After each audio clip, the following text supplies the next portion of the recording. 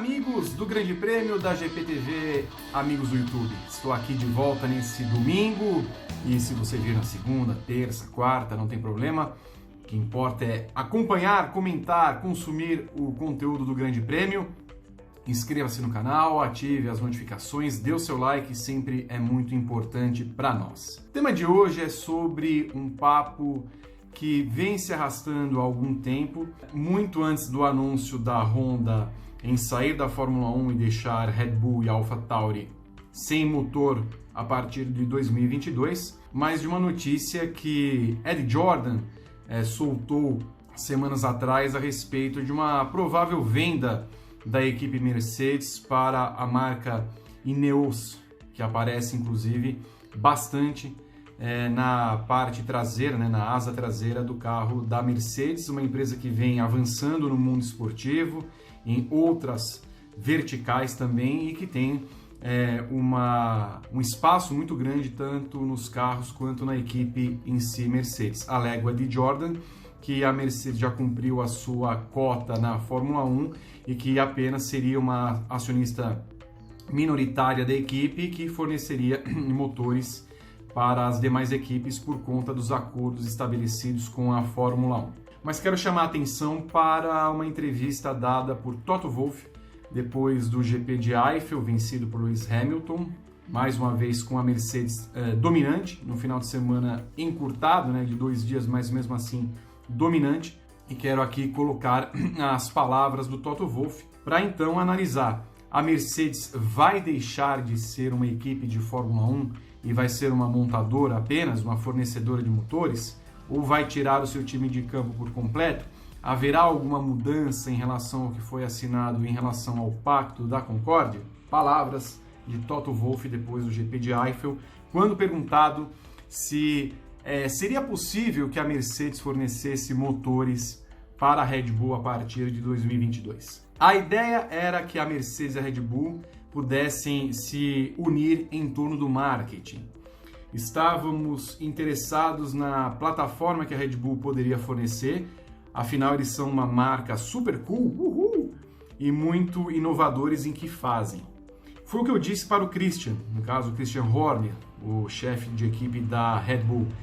E se a gente conseguisse alguma maneira de encontrar uma aliança, algo que faria sentido para o quadro da Daimler, isso nós teríamos de considerar, teríamos de fazer uma consideração apropriada.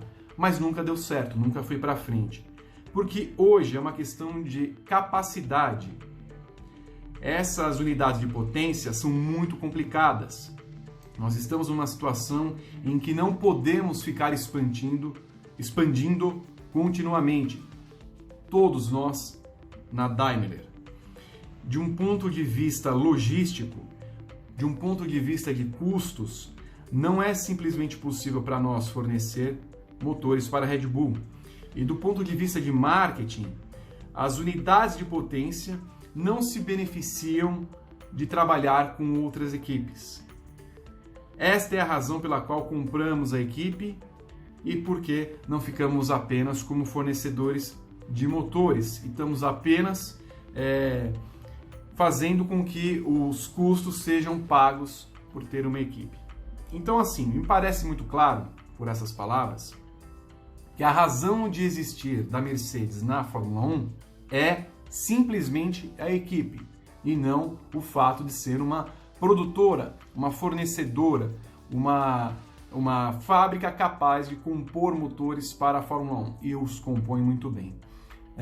Mas você entende por essas palavras que se a Mercedes tivesse de tomar uma decisão de tirar o seu time de campo, o faria de forma total, ou ainda tiraria a parte da fábrica que produz motores, ou seja, a razão de existir da Mercedes está tão simplesmente nas equipes. E aí, na sua equipe, no caso. E aí você entende que Racing Point, quantas vitórias? 0. Williams, quantas vitórias? 0. Então você observa que no final das contas, não vale a pena ser uma montadora justamente porque você não ganha os louros da vitória.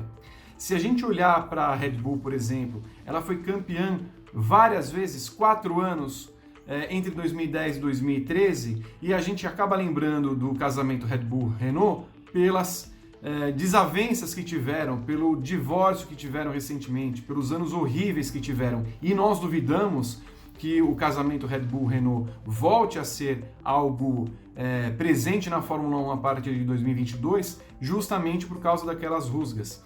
A gente lembrava que um dos motivos que Cyril Abiteboul falava a respeito do casamento Red Bull-Renault era que ele não tinha, a sua empresa não tinha o reconhecimento suficiente naqueles anos de glórias que a Red Bull teve no começo da década. Então, é de se entender que a Honda também, por essa questão, e por outras, claro, não vê sentido continuar numa Fórmula 1 como fornecedora de motores por não ter o reconhecimento necessário como parte integrante das vitórias da Fórmula 1. É claro que a gente acaba lembrando mais pelas vitórias da Honda, das várias da Red Bull e da única da AlphaTauri, justamente porque ela passou um período fora da Fórmula 1, há uma ligação do brasileiro com os motores Honda pelos tempos de McLaren com Ayrton Senna, e também há um envolvimento maior da equipe como se a Honda fosse parte da Red Bull, mas mesmo assim, não fez sentido para a Honda gastar o que gasta, investir o dinheiro que investe na Fórmula 1, com duas equipes que na verdade são quase seus braços, para continuar na categoria. Mas veja bem, um dos motivos alegados, que foi a questão da sustentabilidade, não se sustentou a partir do momento em que a Honda, no dia seguinte em que fez o anúncio da Red Bull, da saída da Red Bull e da AlphaTauri, portanto da Fórmula 1, confirmou a sua presença na Indy como montadora ao lado da Chevrolet. Por mais que ela esteja numa categoria basicamente nichada nos Estados Unidos, ela vê que a sua participação e que o seu retorno naquele campeonato são muito maiores, tem um custo-benefício muito maior do que ficar na Fórmula 1. E isso liga àquele alerta, faz com que essa declaração do Toto Wolff, com os movimentos que nós temos na Fórmula 1 hoje, liguem o alerta de que ser uma fornecedora na Fórmula 1 é completamente desvantajoso. E, portanto, a Fórmula 1 tem de buscar outros métodos, buscar novas ideias para ontem, para que montadoras se interessem pela categoria e ainda, para que não perca as montadoras que tem.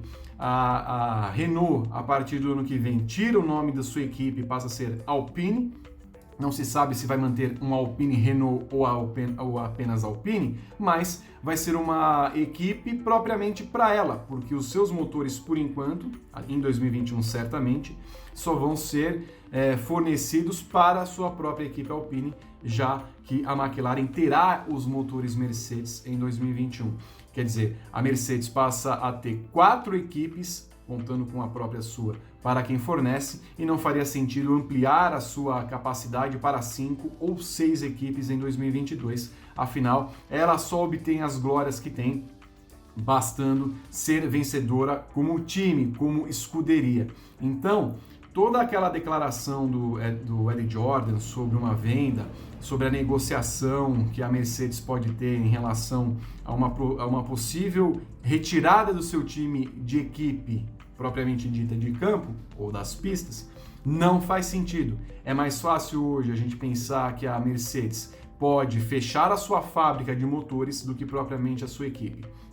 O Ola Källenius, que é o chefão da Daimler, né, o cara que toma as decisões, já falou que a partir de 2021 vai cortar metade dos custos de sua equipe. E faz sentido, porque com os custos que tem e com a falta de atualizações que tem o seu carro, também algo falado depois do GP de Eiffel, né? Quer dizer, ganha sem mexer em absolutamente nada no carro, enquanto a Red Bull e a Honda tentam evoluir aerodinamicamente e potencialmente o seu carro e o seu motor respectivamente.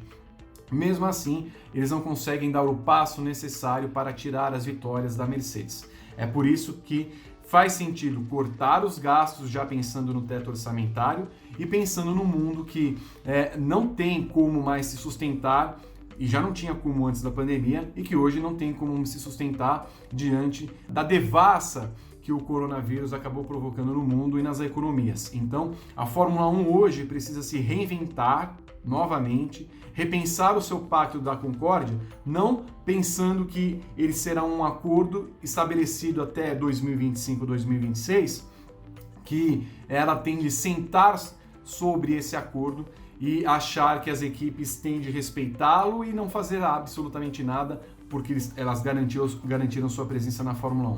Ela tem de repensar o quanto é importante ter equipes e o quanto é importante falar com essas montadoras, pensando nesse mundo em que a Fórmula E, por exemplo, tem 10 montadoras, 9 montadoras, e estão lá, claro, preocupadas em mostrar o que são capazes de fazer com seus carros elétricos, e se a Fórmula 1 tem um motor híbrido que basicamente matou as suas esperanças, porque esse motor híbrido é muito complexo, é inútil do ponto de vista mercadológico, porque ele não é basicamente usado em nenhum carro de rua, então ela tem de repensar como ela se aproxima de uma realidade em que ela possa ser servil ao mercado como um todo, ao ambiente como um todo e também como esporte. Então, ok, entendemos que a razão de ser da Mercedes na Fórmula 1 está na equipe, e todas as notícias que vierem a partir de agora falando de uma possível venda de ações ou até venda majoritária de ações para qualquer grupo,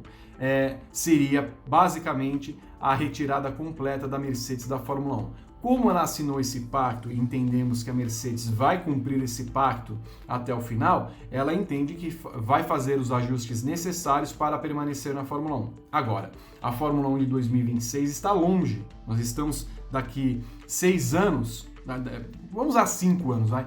Estamos daqui 5 anos pensando no que pode acontecer sem saber das consequências que o coronavírus vai causar ainda no mundo. Nós não temos a menor ideia de como vai ser o mundo daqui 1 ano, 2 anos, quanto mais 5. Então, a Fórmula 1 tem de sentar com Stefano Domenicali, que é um cara que entende de automobilismo, de carros, não esse Chase Carey, lobista, preocupado em fazer contratos e dele tirar lucros, apenas um cara posto lá como executivo para fazer negócios sem entender como são os negócios propriamente. Então, a chegada de Stefano Domenicali ao comando da Fórmula 1 também traz com ele a responsabilidade da sobrevivência da Fórmula 1, da manutenção dessas equipes. Um outro ponto, nós temos hoje 10 equipes na Fórmula 1 e não há a menor perspectiva de uma 11ª, 12ª, nem se a FIA vier com aquele processo seletivo dela, mambembe, para trazer novas equipes. Por quê? Afinal de contas, quando ela coloca, por exemplo, uma caução de 200 milhões de dólares, mais de 1 bilhão de reais para que uma equipe se sustente na Fórmula 1, ela inviabiliza completamente a entrada de novas equipes. Equipes que podem estar na Fórmula 2, na Fórmula 3, eventualmente na Indy. Já falamos aqui várias vezes, quantas vezes forem, seria necessário ver uma Andretti na Fórmula 1. O Andretti tem várias bases em várias categorias. A experiência de Michael Andretti, a capacidade que ele tem de arrumar patrocinadores, não entra na Fórmula 1 porque não há como se sustentar uma Fórmula 1 nesses moldes. A Fórmula 1, que me desculpem os puristas, tem de se abrir para o novo. Não dá mais para que a Fórmula 1 conceba a ideia inicial de ter equipes que façam seus carros. Faça como a MotoGP, permita a negociação de chassi com outras equipes para que elas possam comprar chassi de outras equipes. Talvez faça mais sentido do ponto de vista mercadológico que uma Williams com chassi Mercedes vence uma corrida do que propriamente empurrada por um motor Mercedes. E aí a gente volta na conversa que o Toto Wolff abriu nessa semana com relação à inutilidade de ver um motor Mercedes vencendo, porque ele não ganha propriamente dito, só ganha com a Mercedes e não traz com ele os louros da vitória. Então a Fórmula 1 realmente vai ter de pensar a sua existência e para que ela vai ter uma finalidade. E muito disso passa pelo fato da diminuição dos custos e de repensar se, como na MotoGP, não vale ter equipes satélites para que tenha uma diminuição nos gastos, eventualmente para uma Williams. Não vale a pena, ainda mais nessa nova direção. Não vale a pena que ela construa o seu carro, mas vale a pena investir um dinheiro que ela tem guardado em comprar um chassi vencedor e ter essa base. E aí você cria, claro, 3 castas de campeonatos: pilotos, equipes e construtores. Vale muito mais a pena. A MotoGP, sem Marc Marques, é essa demonstração muito clara. São 7 pilotos diferentes vencendo, várias montadoras vencendo, Suzuki, Ducati, Yamaha, só a Honda ainda não, porque o Marques não está lá, mas mesmo assim o Alex Marques quase venceu essa última prova guiando na chuva. Então, faz sentido para que a Fórmula 1 reveja esse conceito, até pegando, como eu falei, essa fala do Toto Wolff, que também está repensando a sua presença na Fórmula 1.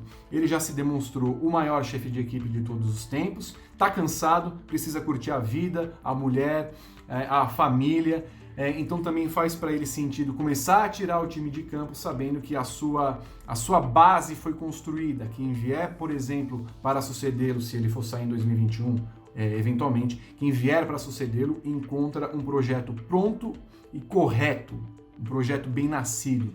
E aí é só pegar uma pessoa competente, tal qual ele, para tocar essa equipe vencedora. Então, muito há de vir de mudanças na Fórmula 1, a começar pelo Domenicali no comando, mas vendo que as equipes que são fornecedoras de motores têm um pensamento muito claro. Não vale a pena ser fornecedor de motor na Fórmula 1. Por isso que a Honda tira o time de campo e um dia que a Renault achar que a sua equipe, por exemplo, com o Alonso, não vença nos próximos 2 anos, ela também vai falar assim, escuta, o que eu estou fazendo aqui? Eu não vou passar vexame gastando o que gasto com o prejuízo bilionário que tenho, que eu tenho de pedir lá para o governo francês me ajudar financeiramente. O que eu vou fazer aqui? Não faz sentido. Então, temos de tomar cuidado com o futuro da Fórmula 1, mas pensando a partir de agora que, de fato, vale ser equipe na Fórmula 1. Não vale nada ser montadora. É isso. Quero que vocês escrevam aí. De novo, Fórmula 1 tem de se abrir a venda de chassis para englobar um novo mundo e permitir que novas equipes entrem e eventualmente novas montadoras entrem? Quero que vocês escrevam então aí nos comentários, sempre pedindo mais uma vez, deixem seu like, inscrevam-se no canal, ativem as notificações, ok? Boa semana para todos, se cuidem, um abraço, tchau!